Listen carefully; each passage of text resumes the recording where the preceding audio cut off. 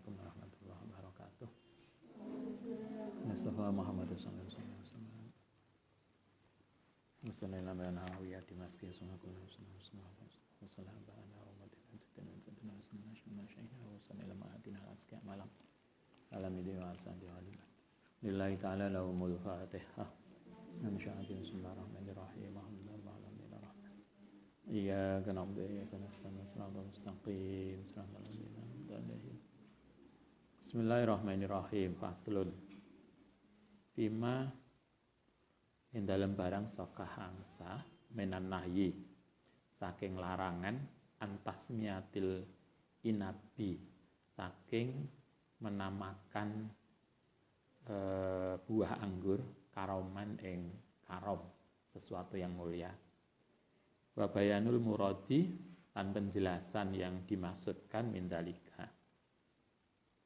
Rawaina ngriwayataken fi Sahih Bukhari wa Muslim an Abi Hurairah radhiyallahu an qala Rasulullah sallallahu alaihi wasallam yaqulu padha ngucap sapa orang kafir al karamu sesuatu yang mulia. Dulu ada tradisi di dalam tradisi orang jahiliyah menganggap buah anggur itu sesuatu yang mulia, buah yang apa bahasa kita? Buah yang mulia pokoknya, dianggap sesuatu yang mulia. Kenapa orang kafir Quraisy menganggap anggur sebagai sesuatu yang mulia? Karena anggur itu kemudian diperas menjadi minuman keras yang kemudian memberikan kenikmatan tertentu. Nabi mengkoreksi itu. Yakuluna mereka orang-orang kafir itu podo ngucap al-karom, yaitu mengatakan bahwa anggur itu adalah buah yang mulia. Nabi kemudian meluruskan innamal karomu angin mestine utawi sesuatu yang mulia iku qalbul mukmini, hatine orang mukmin. Yang mulia itu hati, bukan buah. Karena ketika orang kafir itu mengatakan anggur itu buah yang mulia, itu konotasinya tidak positif karena mereka menganggap anggur itu sebagai bahan untuk membuat minuman keras yang memberikan kenikmatan tertentu menurut mereka. Karena membuat menjadi bahan minuman keras yang enak begitu mungkin ya. Kemudian mereka menganggap anggur itu adalah tumbuhan buah yang mulia. Oleh Nabi kemudian dikoreksi, yang mulia itu bukan buah, yang mulia itu hati. Hati orang mukmin itulah yang mulia, mestinya begitu. Wa fi riwayatin lain dalam riwayat li muslimin la tusammu jangan ngarani sapa sira, jangan menyebut sapa sira al inaba ing anggur al karoma ing sesuatu yang mulia. Fa inal karma krana sak temene yang mulia itu al muslimu orang Islam. Sing mulia itu ya wong yang beriman, orang yang berislam, orang yang beragama, manusianya yang mulia, bukan minumannya. Kalau kita apa? Kalau di Jawa, nak Madura apa? Ada toh minuman tertentu yang kemudian dipakai di dalam tradisi ritual tertentu. Kalau ada tuh air suci, kalau di dalam tradisi tertentu diambil dari mata air mana. Kita biasanya ada apa? Kalau di makam tertentu ada air yang mulia. Like di Mekah ada Zam-Zam, jelas kalau Zam-Zam. Di luar Zam-Zam kadang kan kita itu mensakralkan sumber tertentu. Ini pokoknya masih ingat dulu apa itu? Sing anak kecil bisa ngobati segala macam penyakit itu. Pokari sweat. Ponari sweat ya. Ponari sweat. Nah, itu kan kayaknya kemudian ada sumber-sumber tertentu yang kita anggap mulia, kita anggap keramat. Nabi kemudian meluruskan tidak ada sesuatu yang keramat. Yang keramat itu ya hati orang yang beriman. Kitalah yang mestinya keramat, jadi bukan sumbernya itu, bukan buahnya itu yang di makam tertentu ada pohon tertentu yang kemudian kalau kita semedi di bawah pohon itu kemudian kejatuhan buahnya, maka kita akan menjadi kaya. Atau pohon apa itu namanya? Dewandaru. Siapa yang pernah? Ada di makam tertentu, terus ada di makam itu ada pohon-pohon tertentu. Orang-orang biasanya rebutan di bawah itu. Nah, kalau kejatuhan salah satu buahnya, itu dianggap sebagai pohon tanaman yang keramat, tanaman dan yang lain. Itu dalam tradisi Mekah dulu, orang kafir juga gitu. Salah satu buah yang dianggap keramat itu anggur. Kenapa mereka menganggap anggur sebagai keramat? Karena itu digunakan untuk minuman yang nikmat. Oleh Nabi kemudian dikoreksi, yang keramat itu bukan anggurnya, yang keramat itu hati orang yang beriman. Nah, itulah yang kita harus luruskan. Latus samu al inabal karom, fa inal karom itu yo al muslimu. Wa fi riwayatin fa inal karom setemune mulia itu qalbul mukmini, hatine orang mukmin. Kitalah yang keramat. Karena itu Anda juga bisa lihat enak doa-doa tertentu yang kadang dungane basa Jawa. Tetapi ketika yang mengucapkan itu orangnya alim, orangnya itu dekat dengan Allah, maka donga itu menjadi mujarab. Donga Jawa itu kan sederhana banget toh. Teko tombo teko lara lunga. Coba kan gak usah bahasa Robles. Obat datang, penyakit hilang. Kan kalau bahasa Indonesianya gitu. Kita dulu kalau sakit panas, kemudian hanya dibacakan Fatihah, itu sudah sembuh. Sementara kalau kita yang baca, juga sembuh. Kenapa? Dungane podo, yang satu sembuh, yang satu tidak. Karena yang berpengaruh bukan doanya, tapi yang membaca doanya. Karena itu Nabi mengatakan, yang penting itu bukan pada buahnya, yang penting bukan pada sumber mata airnya, yang penting itu bukan pada doanya, tetapi hati orang yang melakukannya. Itu yang penting.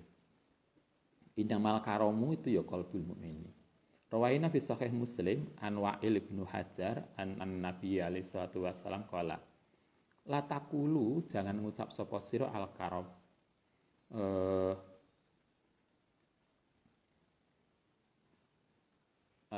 Jangan mengucap sapa sira al karomu karom. Maksudnya jangan kamu menyebut buah anggur itu sebagai buah yang mulia. Lakin kulu, kalau kemudian memang anggur itu penting, katakanlah al inabu tai anggur wal habalatu, yaitu sesuatu yang penting. Nah, ahabalah bi iskanil ba'i qalahu iku al jauhariyu, yaitu sesuatu yang substantif. Jadi bukan kemudian anggur itu mulia, enggak, tapi anggur ini minuman yang penting. Atau kalau bahasa kita, madu itu punya khasiat. Itu kan, wah ini madu sakti. Yang sakti itu yo sing donga orangnya. Madu itu hanya mempunyai manfaat, itu aja. Bukan madunya yang sakti, orangnya yang sakti. Madu, minuman, dan yang lain itu hanyalah, kalaupun kemudian dia itu memberikan kontribusi, Nabi mengatakan al-innabu al-jahari. Ini sesuatu yang penting, itu yang sesuatu yang apa sifatnya bermanfaat, itu aja. Jadi kita menempatkan sesuatu yang sifatnya benda mati, koyok buah, koyok sumber, koyok apa, itu kemudian tidak melampaui batas di mana dia lebih penting, lebih mulia dari manusia. Karena yang paling mulia itu ya manusianya. Manusianya itulah yang hebat, bukan barangnya. Sama dengan Anda punya HP, HP kita keluaran terbaru, paling canggih, tapi kan itu akan tidak punya makna ketika kita yang mengoperasionalkan nggak tahu. Jadi yang penting itu sebetulnya orangnya, bukan kemudian bendanya. Nabi meluruskan itu. Yang penting itu hati orang. Yang penting itu pelakunya, bukan buahnya, bukan sesuatu yang lain yang bersifat materi. Wal muradu utai yang dimaksudkan hadal hadis yang dalam hadis ini an-nahyu iku larangan antasmiatil inabi saking menyebut buah anggur karoman yang sesuatu yang haram wa kana lan ana sapa al jahiliyatu iku tusammihi. Orang-orang jahiliyah dulu itu menyebut hu ing anggur karoman wa ba'dun nasi lan sebagian manusia al yauma pada hari ini iku tusammihi juga menyebut hu ing anggur kadzalika. Tapi wanaha lan nyegah sapa an-nabi sallallahu alaihi wasallam an hadhi tasmiyati saking memberikan nama itu. Dulu dalam tradisi jahiliyah mereka menganggap anggur itu sesuatu yang luar biasa, yang mulia. Pada masa Mbah Nawawi, sebagian orang juga mengatakan anggur itu sebagai sesuatu yang luar biasa, yang mulia. Tapi Nabi melarang dengan menyebut itu. Kenapa? Qala ngendika sapa Imam Al-Khattabi wa ghairuhu minal ulama'i asfaqa. Memperhatikan sapa Nabi sallallahu alaihi wasallam anna ayat ngarani ing mereka apa husnu ismiha ayat mento nyebut husnu ismiha ing baguse namane tadi buah tadi ilah surbil khomri karena maring minuman keras al mutahadati yang diambil min samaria saking buah anggur. Mereka menyebut anggur sebagai buah yang luar biasa mulia tadi karena sebagian orang jahiliyah itu kalau membuat minuman keras yang nikmat yang enak itu diambilkan dari perasan anggur. Karena itu fasalabaha kemudian ganti sapa nabi ing anggur hadzal ismi ing nama ini. Karena itulah kemudian nabi Anda bisa bayangkan nabi itu salah satu cara untuk kemudian masyarakat itu jauh dari minuman keras terhadap anggur itu sampai nama aja loh oleh nabi diganti. Yang asalnya orang-orang Arab itu mengatakan anggur sebagai buah yang mulia karena kesannya itu kemudian dipakai minuman keras oleh Nabi. Selain bahwa minuman keras itu dilarang, maka penamaan buah anggur sebagai buah yang mulia itu pun oleh Nabi diganti, sehingga kemudian orang tidak akan terkesan pada masa lalu yang menganggap anggur itu sebagai sesuatu sumber kenikmatan di dalam minuman. Kayaknya kita kemudian kalau belajar dari sini, maka ketika kita amar ma'ruf nahi mungkar, maka hal-hal yang kemudian nama sesuatu, maka kemudian dirubah menjadi sesuatu yang hilang makna awalnya menjadi berubah. Dulu Al-Quran juga begitu. Al-Quran itu kalau kita belajar sejarah Al-Quran, dulu ada nama apa namanya? Karom, apa itu karom, mulia, jadi apa namanya orang yang mulia di dalam tradisi Arab itu adalah orang yang keturunan dari bangsawan atau orang yang kaya. Jadi kalau dalam tradisi bahasa Arab orang jahiliyah dulu, orang yang mulia itu adalah orang yang keturunan bangsawan atau orang yang kaya. Jadi orang mulia itu sifatnya materialistik, keturunan atau karena kekayaan. Maka kemudian oleh Al-Quran diganti, mulia itu tidak lagi karena keturunan atau karena kekayaan, kemudian diganti maknanya mulia itu adalah karena ketakwaan. Jadi artinya kalimatnya bisa sama, tapi kemudian maknanya berubah. Itu cara Al-Quran kemudian merubah mindset kita. Sama dengan kalau kita ada orang mati, dulu menurut riwayat, kalau ada orang mati itu kan kemudian kita kumpul-kumpul. Sampai 3 hari, 7 hari, 40 hari kita kumpul. Biasanya kemudian di dalam kumpul itu digunakan melekan. Nah, melekan itu karena agar melek, biar tidak tidur, maka kemudian diisi dengan main judi. Nah, Wali Songo tidak merubah tradisi itu. Jadi melekannya tetap, Nah, hanya judinya tadi dirubah menjadi tahlilan. Nah, kita juga bisa begitu. Jadi artinya kalau kita itu ingin dakwah, selain kita akan merubah tradisi yang nggak baik, maka nama-nama tertentu bahkan kita harus merubah agar kemudian mindset orang itu berubah dari mindsetnya negatif menjadi yang positif. Karena itulah kemarin sejak awal kemarin kita ngaji kemarin Kanjeng Nabi mengajari bagaimana kita itu diajarkan untuk memilih kalimat yang positif, tidak kalimat-kalimat negatif. Hubusi nggak boleh. Kenapa? Karena hubusi itu biasanya dipakai di dalam doa toilet atau menunjukkan pada perilaku yang menjijikkan. Maka kemudian diganti dengan kalimat lain. Kalau bahasa kita kata angel, sulit, maka kemudian sulit itu mengesankan sesuatu yang nggak mudah, sesuatu yang berat. Maka kemudian kita rubah, tidak sulit, tapi tidak menjadi tidak mudah misalnya.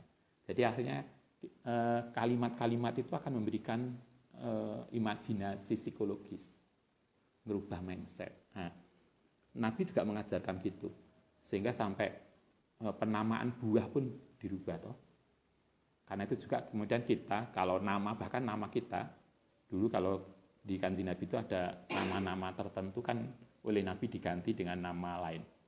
Mbah Yai kita, Yai sepuh kita, itu biasanya kalau ada santri baru yang namanya apa gitu kan, kemudian diganti. Dulu kalau di pondok ada nama apa, oleh Yai diganti menjadi apa. Kita juga begitu.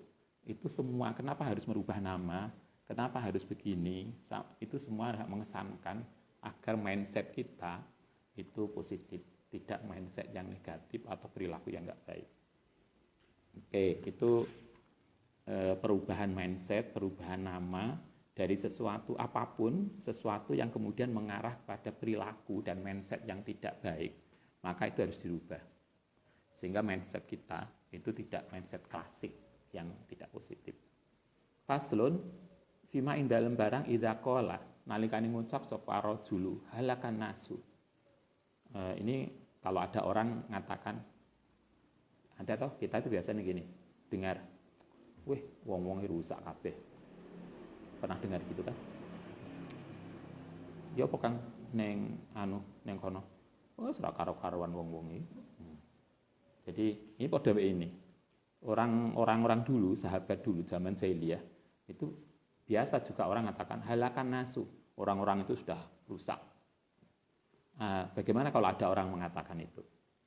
Rawaina fi sahih Muslim an Abu Hurairah radhiyallahu anna Rasulullah sallallahu alaihi wasallam qala idza qala nalikane ngucap sapa arrajul seseorang halakan nasu, orang-orang itu telah rusak.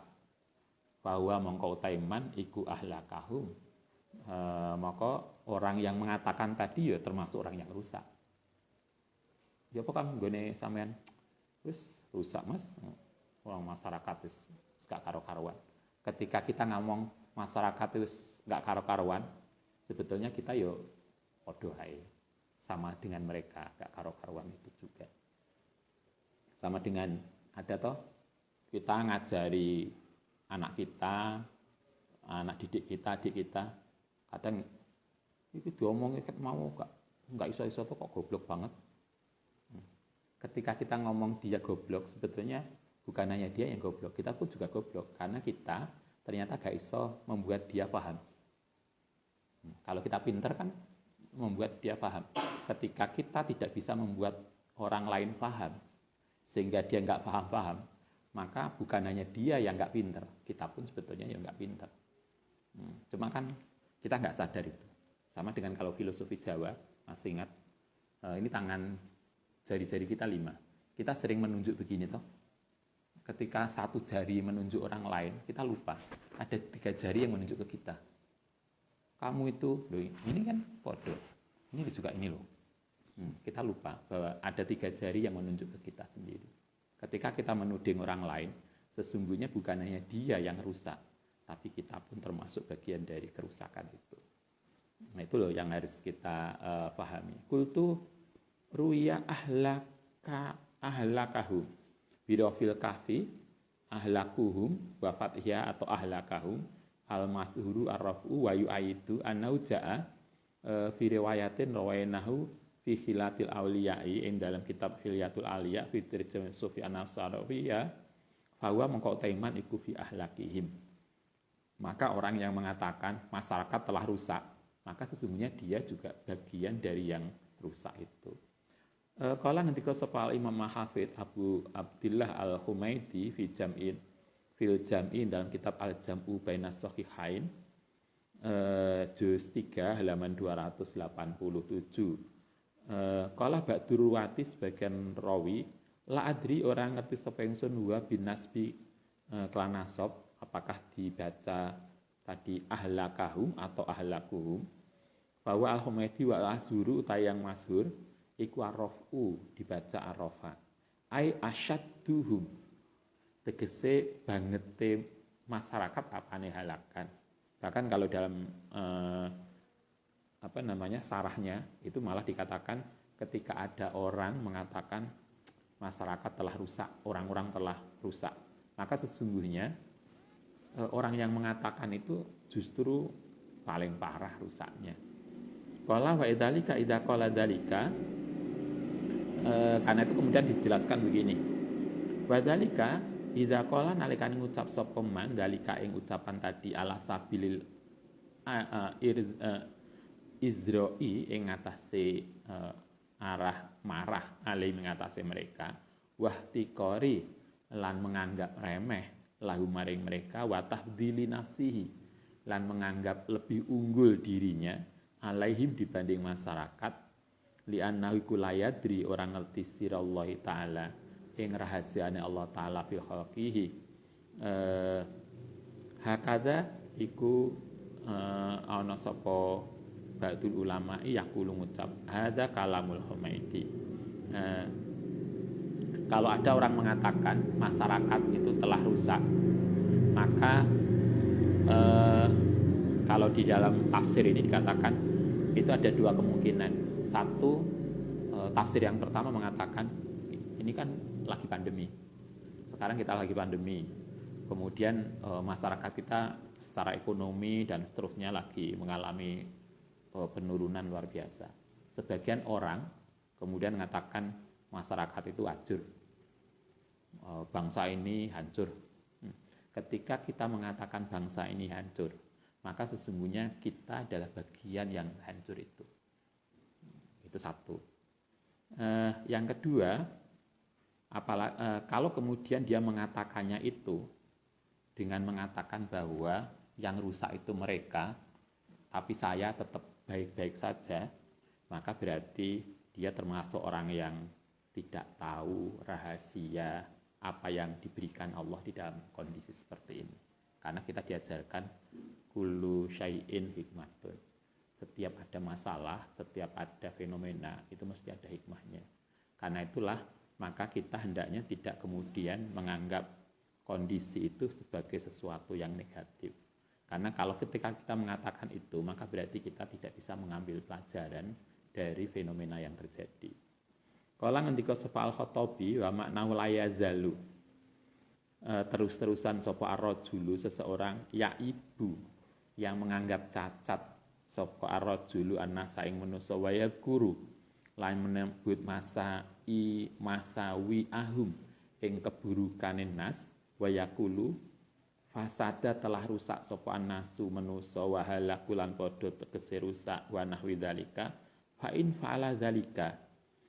in fa'ala mongko lamun agawi sapa mandzalika ing ucapan tadi maka fawa mongko taiman iku ahlakuhum orang yang paling rusak ai aswa'u tegese paling buruk apane halan keadaane fima ing dalem yalhaquhum yang nemu ing man minal ismi bayane saking dosa fi aibihim ing dalem menceritakan aibnya masyarakat wal waqiati dan sesuatu yang terjadi fihim ing dalem masyarakat warubama lan terkadang ada nekani ing manapa dalika ilal ujbi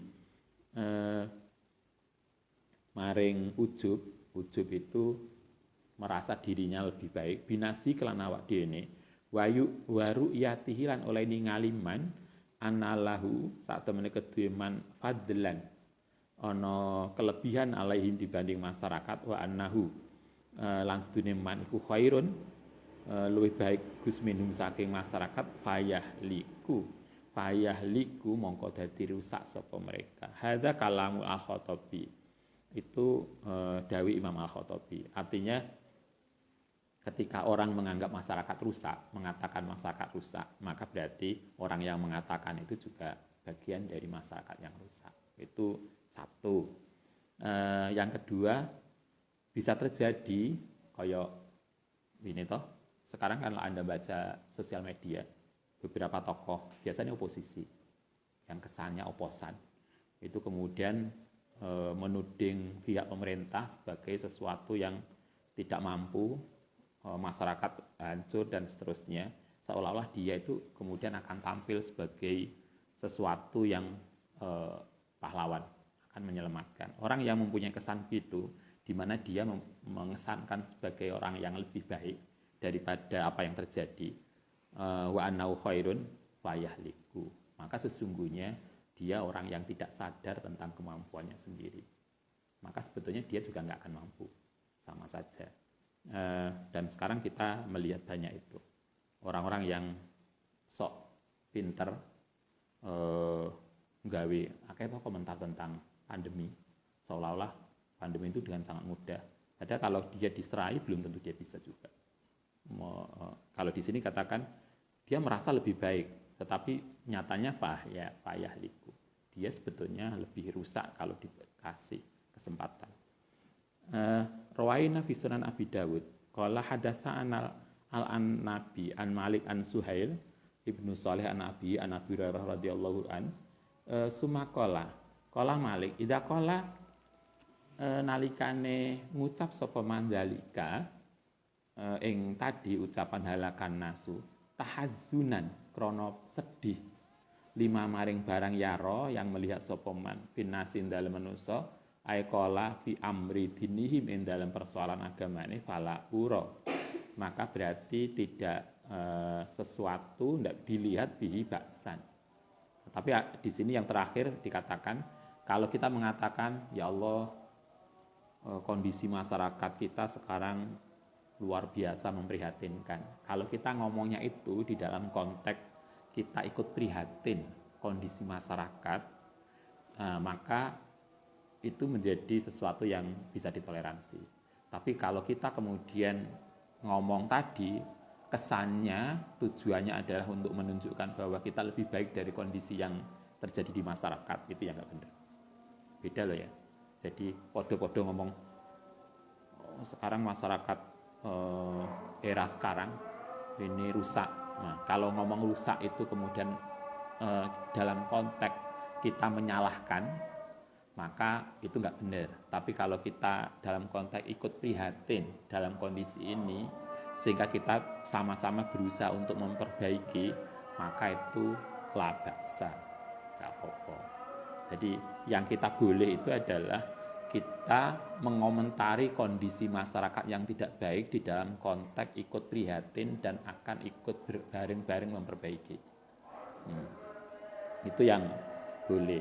Faidah qala dzalika, tetapi sebaliknya mongko lamun ngucap sapa man ujban krana ujub binafsi kelawan dirinya wa tasahuron lan menganggap kecil linnasi maring manusa fahuwa iku al makruh, sesuatu yang tidak diperbolehkan.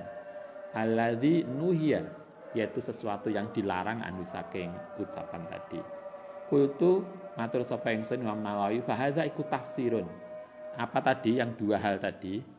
Podo-podo ngucap halakan nasu, yang satu boleh, yang satu tidak boleh.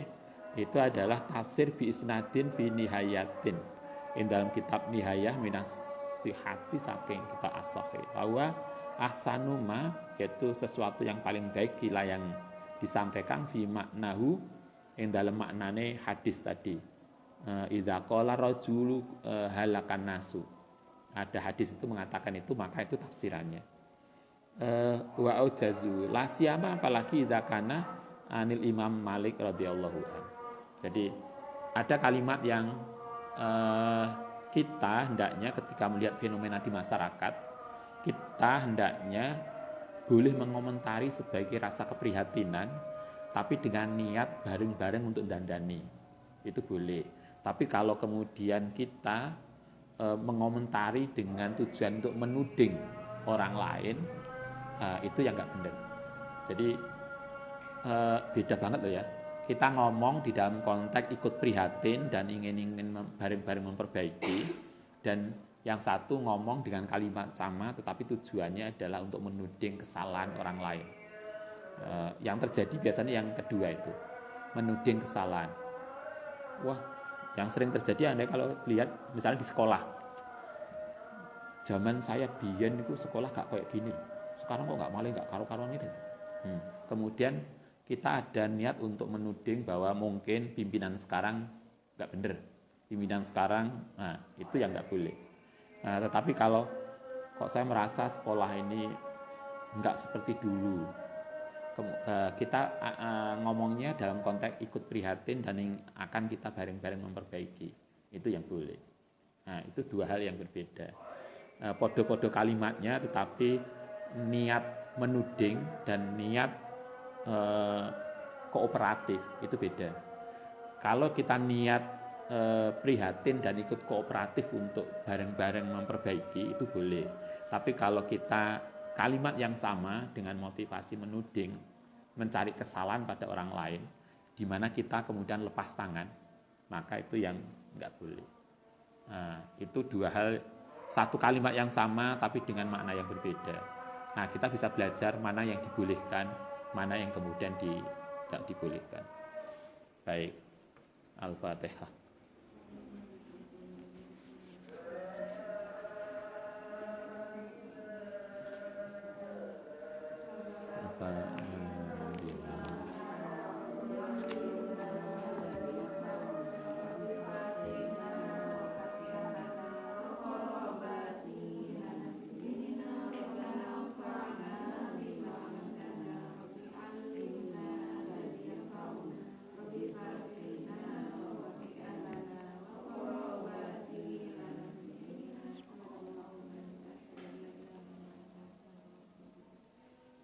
Assalamualaikum warahmatullahi wabarakatuh.